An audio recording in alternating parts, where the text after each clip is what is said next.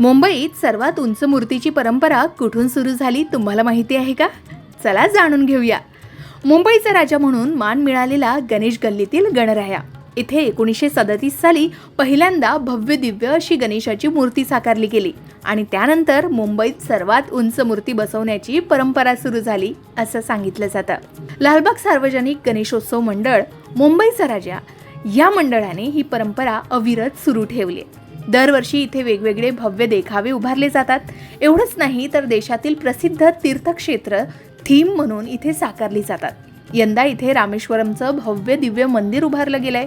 आकर्षक डेकोरेशन, अप्रतिम entry gate आणि नेत्रदीपक लाइटिंगने संपूर्ण देखावा अजूनच मनमोहक दिसतो. सगळ्यात खास म्हणजे तब्बल 22 फूट उंचीची गणरायाची मूर्ती. गणपती बाप्पाच्या पायाशी हनुमानजी शिवलिंग हातात धरून बसलेले आहेत. असा हा अप्रतिम देखावा पाहणं म्हणजे डोळ्यांचं पारणं फिटणं आहे. मुंबईच्या राजाच्या दर्शनासाठी दरवर्षीप्रमाणे याही वर्षी शिस्तबद्ध पद्धतीने सोय केलेली आहे. तर तुम्हीही नक्की एकदा या भव्य दिव्य सजावटीचा आणि गणरायाच्या दर्शनाचा आनंद घ्या.